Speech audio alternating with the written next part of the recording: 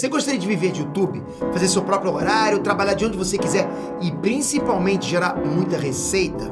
Mas Peter, eu tenho vergonha, não quero aparecer. Você também pode gerar muita receita no YouTube. Basta você clicar no botão aí embaixo.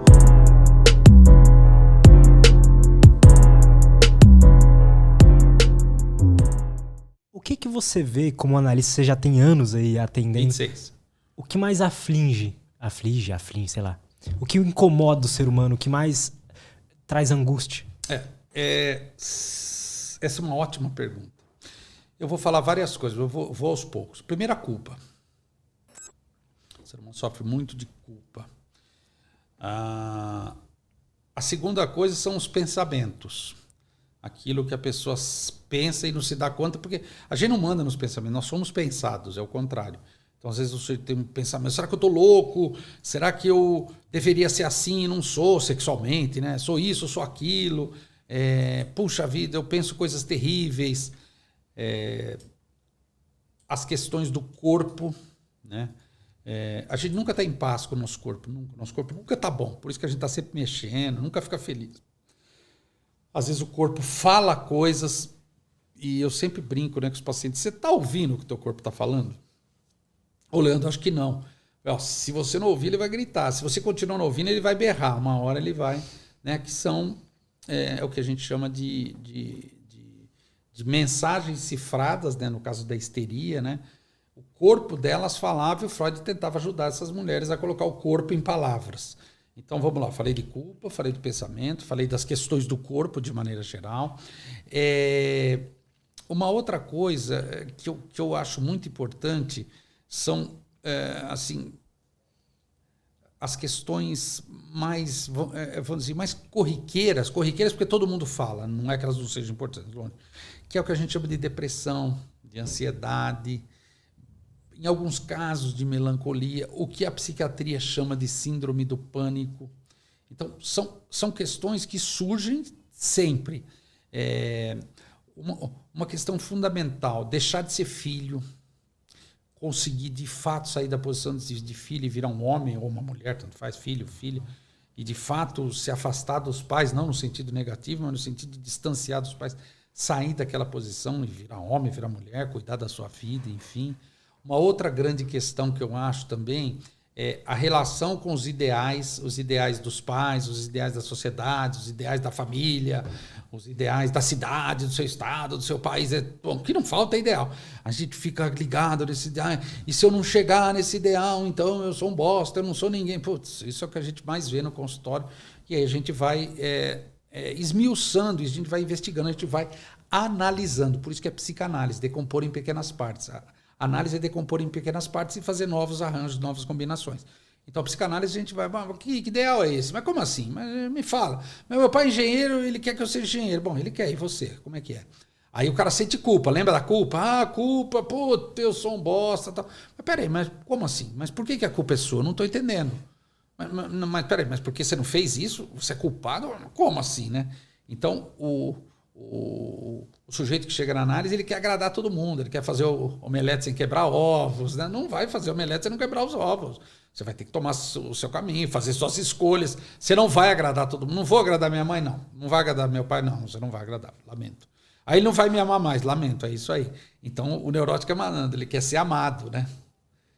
Então, eu sou religioso. Eu tenho a religião. Eu sou corintiano. Eu sou do rock. Sou do futebol, da psicanálise.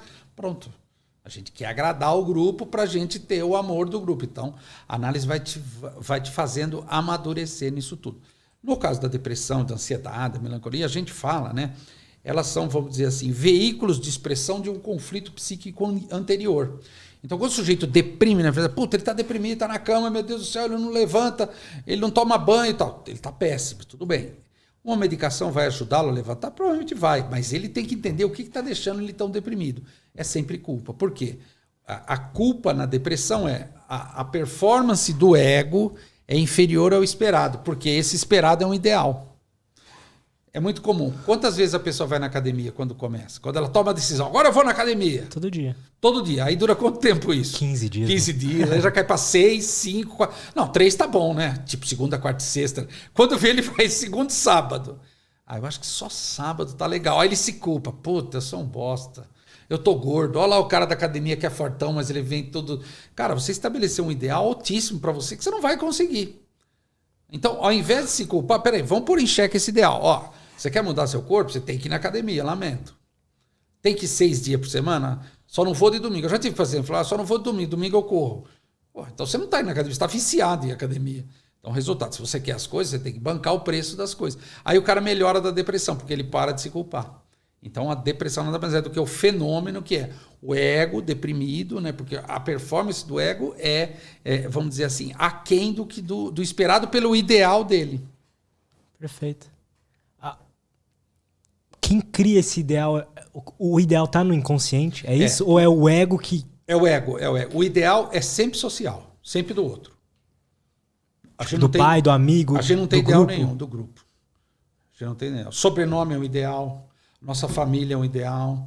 Nossa história, puta história familiar. Porque o meu avô, porque nós viemos da Espanha, não tem essas coisas aqui? Uhum. Não, porque é Itália, né? Tem essas bobeiras. Eu sou japonês, eu sou mal educado porque eu sou espanhol. A gente não ouve essas coisas. E aqui é sangue espanhol. E daí que é sangue espanhol? Você é só mal educado.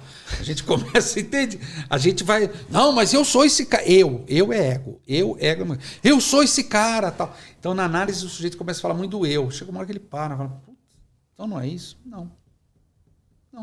Vou te dar um exemplo. Eu comecei a atender em inglês agora, estou atendendo 2 pessoas. 2 americanos, não tem nada a ver. Ele fala inglês, ele fala a mesma coisa que a gente aqui. Só que fala inglês. Tá? Tem expressões, claro, tem phrasal verbs, lógico. Claro, gente. Pô. Mas uma vez eu vi o cara falar assim, é muito interessante. O Leandro disse carved in the stone.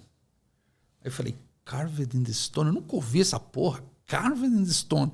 Aí eu pensei, na pedra. Aí uma paciente de Petrolina falou, Leandro, falei pra amanhã, tá gravado na pedra. O cara falou, tá gravado na pedra. Aí eu falei, puta, a mulher em Petrolina falou gravado na pedra e o cara lá em, sei lá, que lugar dos Estados Unidos falou carved in the stone. Então, quer dizer, são 2 seres humanos que estão falando a mesma coisa para mim, 2 pacientes que eu não conhecia, eu desconhecia, mas eu não consigo conhecer tudo. Então o analista ele precisa entender que ele não tem que saber de antemão dele, tem que perguntar pro cara, mas como assim carved in the stone? Não, o cara falou, agora é verdade. E a minha paciente eu já saquei, entendeu? Cara, que interessante.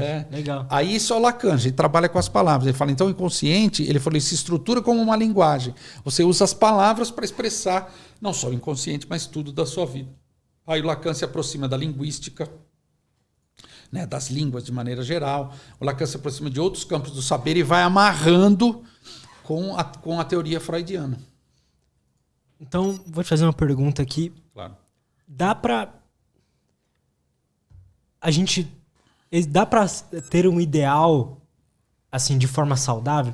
Não sei se eu fraseei bem, mas tipo assim, ter um lugar que eu quero chegar, ser uma pessoa que eu quero ser e realmente ir atrás daquilo sem depender da opinião do grupo? Excelente, adorei. Não tem como a gente abrir mão do grupo. Não, Leandro, eu fiz análise 20 anos, não depende mais de nenhum grupo. Mentira. Porque nós somos desamparados. A gente chama de desamparo estrutural. O que a análise faz, ele esvazia, a gente chama de queda dos ideais. Menos. Agora, respira fundo. Menos. Agora, o que você quer? Eu quero fazer um canal de podcast, que é o meu caso, Rádio Freud. Vou fazer. A neurose já vi, não, você tem que fazer algo muito bom, Leandro. Não, pera, Leandro, você não vai fazer... Tá... Aí, resultado, essas bobeiras, eu começo a idealizar a coisa, só me atrapalha. Se a gente esvazia essa idealização, fala, não, menos. Faz o podcast, faz um por semana, bonitinho, bem feito. Vou fazer de 15 minutos. Faz de 15 minutos, bonitinho, vai, feito, vamos. Tá. Percebe? É que nem viajar, eu vou viajar. Vai ser mágico. Você chega lá, não é nada disso. Claro que não é, porque a sua idealização, né, daí o ditado popular, o melhor da festa é esperar pela festa. A sua idealização te dá prazer. Então o Freud sacou, então o ser humano tem um ganho com a fantasia, com o prazer. Ao invés de lidar com as coisas da realidade. A viagem vai ter coisas boas? Vai. O meu podcast vai ficar bom? Provavelmente vai ficar bom. Mas por que eu tenho que idealizar? Então, o neurótico ele idealiza porque ele não aguenta a realidade. Então, eu não aguento a realidade. Então, eu vou mudar a realidade porque ela não se encaixa com a minha fantasia.